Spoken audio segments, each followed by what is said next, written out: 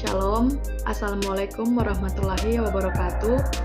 Baiklah, di kesempatan kali ini saya akan membahas mengenai esai ujian tengah semester dari mata kuliah Energi dan Lingkungan dengan dosen pengampu Enci Dr.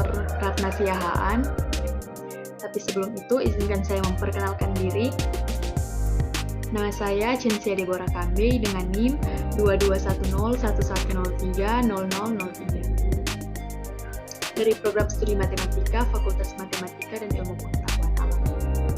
Di kesempatan kali ini, yang akan saya bahas adalah energi batubara sebagai bahan bakar untuk menghasilkan tenaga listrik. Sebelumnya perlu kita ketahui apa itu batubara dan bagaimana batubara dapat terbentuk. Menurut Elliot, seorang ahli geokimia, berpendapat bahwa batubara merupakan batuan sedimen yang secara kimia dan fisika adalah heterogen yang mengandung unsur-unsur karbon, hidrogen, serta oksigen sebagai komponen unsur utama dan belerang serta nitrogen sebagai unsur tambahan. Zat lain, yaitu senyawa anorganik sebagai pembentuk as atau debu, tersebar sebagai partikel zat mineral yang terpisah di seluruh senyawa batubara. Secara ringkas, batubara bisa didefinisikan sebagai batuan karbonat berbentuk padat, rapuh, berwarna coklat tua sampai hitam, dapat terbakar, dan terbentuk akibat perubahan tumbuhan secara kimia dan fisik. Ini yang membedakan batubara dengan minyak bumi yang berasal dari hewan. Batubara berasal dari akumulasi sisa-sisa tumbuhan yang mati dan tidak sempat mengalami pembusukan secara sempurna, yang kemudian terpreservasi dengan baik dalam kondisi bebas oksigen atau anaerobik, misalnya pada bagian bawah dari suatu danau atau pada endapan atau sedimen berbutir sangat halus.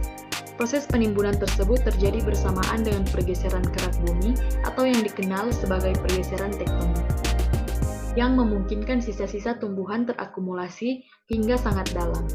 Akibat penimbunan, material tumbuhan terkena suhu dan tekanan tinggi yang menyebabkan perubahan fisika dan kimiawi. Selama tahap tersebut, presentase hidrogen dan oksigen akan berkurang, sedangkan presentase karbon akan meningkat. Hasil akhirnya adalah suatu material yang mengandung karbon lebih dari 50% berdasarkan berat dan lebih dari 70% berdasarkan volume, yang kita sebut sebagai batubara.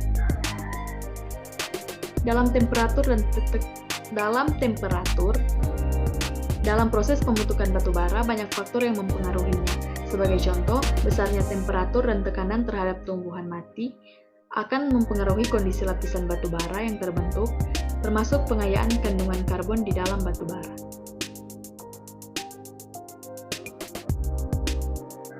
Sekarang kita akan lihat apa kegunaan atau manfaat dari batubara. Batubara merupakan salah satu sumber energi yang penting bagi dunia. Batubara digunakan sebagai bahan bakar untuk menghasilkan listrik di banyak negara dan juga bertanggung jawab atas 37% pembangkit listrik di seluruh dunia. Batubara telah memainkan peran yang sangat penting selama berabad-abad, tidak hanya membangkitkan listrik namun juga merupakan bahan bakar utama bagi produksi baja, semen, pusat pengelolaan aluminium, pabrik kertas, industri kimia, serta farmasi. Selain itu, terdapat pula produk-produk hasil sampingan batubara, antara lain sabun, aspirin, zat pelarut, pewarna, plastik, dan fiber. Manfaat atau kegunaan utama dari batubara adalah sebagai bahan bakar pada pembangkit listrik tenaga uap atau PLTU untuk menghasilkan energi listrik bagi manusia. Kita lihat bagaimana cara kerja dari PLTU. PLTU atau pembangkit listrik tenaga uap beroperasi dengan sistem pembangkit listrik dengan menggunakan bahan bakar fosil seperti batubara atau minyak bumi untuk menghasilkan energi listrik. Proses pembangkitan tenaga listrik dari bahan bakar fosil dimulai dengan pembakaran bahan bakar di dalam sebuah boiler atau ketel uap.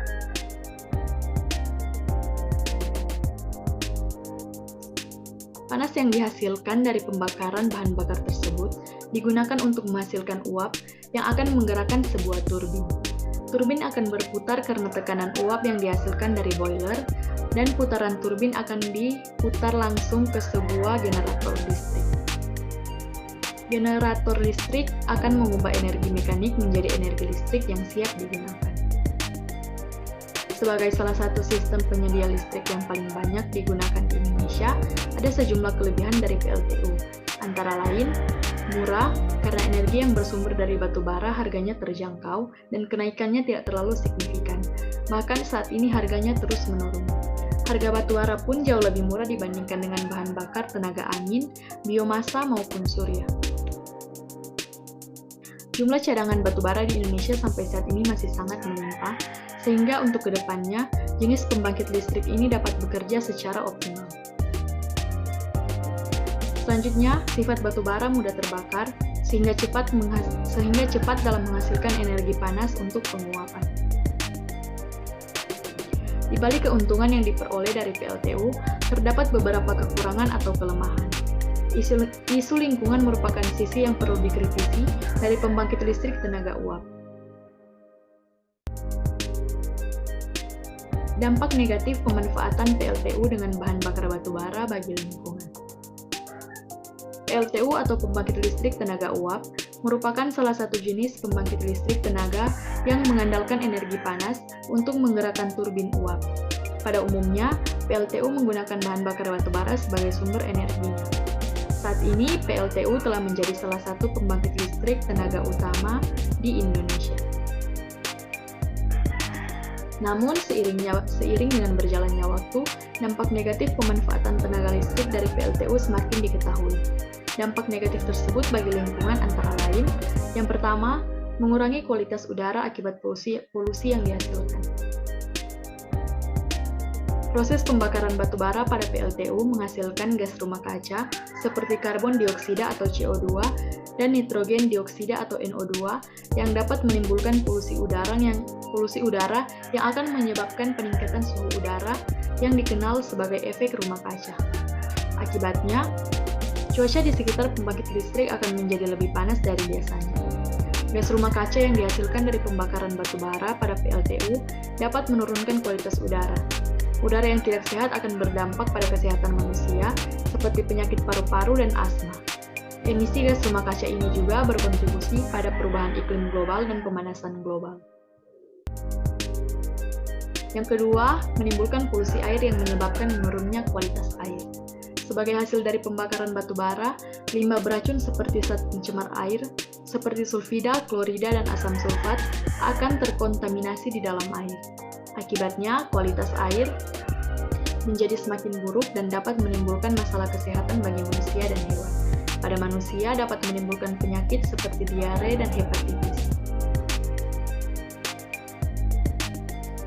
Yang ketiga, menimbulkan polusi tanah. Limbah yang dihasilkan dari proses pembakaran batu bara seperti abu dan zat radioaktif dapat menempel pada tanah di sekitar pembangkit listrik. Abu yang menempel pada tanah dapat menutupi vegetasi, sehingga menyebabkan kerusakan ekosistem. Zat radioaktif pada limbah juga menyebabkan kerusakan sel-sel tubuh manusia dan hewan. Yang keempat, dapat meningkatkan risiko bencana. Pembangkit listrik tenaga uap atau PLTU berbahan bakar batu bara yang memanfaatkan teknologi pengeboran untuk mendapatkan bahan bakar. Pengeboran ini dapat menyebabkan retakan-retakan pada lempeng tektonik, sehingga dapat menyebabkan gempa bumi. PLTU juga mengandalkan air untuk menggerakkan turbin uap. Oleh karena itu, pada saat musim kemarau, risiko terjadinya bencana seperti kekeringan dan banjir akan meningkat. Yang kelima, mengganggu ekosistem. Hewan dan tumbuhan di sekitar pembangkit listrik akan terpapar oleh polusi udara, air, dan tanah yang dihasilkan dari kegiatan PLTU. Hal ini dapat mengganggu ekosistem di sekitar dan merusak habitat hewan dan tumbuhan. Yang keenam, kerusakan lahan. PLTU yang berada di daerah perkotaan dapat menurunkan nilai guna lahan di sekitar. Lahan yang tercemar oleh limbah beracun dari PLTU akan sulit untuk dibersihkan sehingga akan menurunkan nilai guna lahan. Sedangkan pada daerah pedesaan dapat mengurangi produktivitas pertanian dan menghilangkan habitat alami hewan liar. Penurunan biodiversitas dan kesejahteraan manusia. Pencemaran udara, tanah, dan air yang menyebabkan lingkungan menjadi tidak sehat sehingga menurunnya kualitas hidup manusia juga hewan. Terganggunya ekosistem membuat keanekaragaman hayati menurun, dan kerusakan habitat membuat spesies-spesies hewan terancam punah. serta kerusakan lahan yang menurunkan nilai guna lahan dan produktivitas pertanian. Ketika semua hal ini terjadi, maka dampak akhir yang akan terjadi adalah penurunan biodiversitas dan kesejahteraan manusia. Hal yang bisa dilakukan untuk meminimalkan dampak negatif dari energi tersebut antara lain, yang pertama, menerapkan pengawasan yang ketat. Pemerintah harus memastikan bahwa kegiatan penambangan batubara sebagai bahan bakar PLTU dan juga PLTU itu sendiri sudah mematuhi peraturan dan standarisasi lingkungan yang sudah ditentukan. Hal ini dapat dilakukan melalui pengawasan dan inspeksi yang ketat, serta denda bagi perusahaan yang melanggar aturan. Yang kedua, memanfaatkan teknologi. PLTU rata-rata sudah menggunakan teknologi Ultra Supercritical Boiler atau USC yang dapat menghasilkan pembakaran batu bara yang sempurna dengan emisi jauh lebih rendah sehingga lebih ramah lingkungan. USC juga membuat efisiensi pemakaian batu bara di atas 45%. Misalnya, 1 kg batu bara biasanya menghasilkan 2 kWh untuk nilai kalor 5.000, dengan USC 1 kg bisa untuk 2,1 kWh. Yang ketiga, menghemat listrik. Hal sederhana yang dapat dilakukan yaitu menghemat listrik, dengan mematikan lampu di siang hari, mencabut colokan listrik ketika tidak digunakan, menggunakan alat-alat elektronik yang lebih rendah watt, dan memanfaatkan sumber energi alternatif seperti matahari dan angin. Yang keempat, menghindari pembangunan tambang batu bara dan PLTU di daerah dekat pemukiman warga. Hal ini dilakukan untuk mencegah warga menerima dampak negatif yang cukup banyak dari tempat itu, seperti polusi udara dan limbah perusahaan. Yang kelima, melepas ketergantungan terhadap batu bara. Pemerintah saat ini sedang berupaya untuk melepas ketergantungan terhadap batu bara dan bahan bakar fosil lainnya melalui kebijakan transisi energi menuju energi hijau. Pemerintah terus mendorong pengembangan EBT atau energi baru dan terbarukan, khususnya di sektor ketenaga listrikan.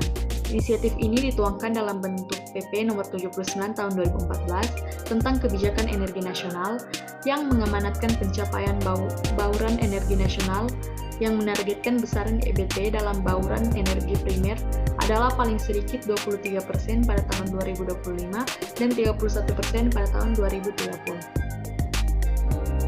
Berikut adalah perundangan yang terkait dengan pengelolaan atau pemanfaatan batu bara dan pembangkit listrik tenaga uap atau PLTU. Yang pertama, ada Peraturan Menteri Energi dan Sumber Daya Mineral Republik Indonesia Nomor 19 Tahun 2017 tentang pemanfaatan batu bara untuk pembangkit listrik dan pembelian kelebihan tenaga listrik atau excess power. Dan yang kedua, ada Peraturan Menteri Lingkungan Hidup dan Kehutanan Republik Indonesia Nomor P-15-Men-LHK-ZN-KUM-1-4-2019 tentang baku mutu emisi pembangkit listrik tenaga termik. Berikut adalah daftar pustaka yang saya gunakan pada tugas kali ini.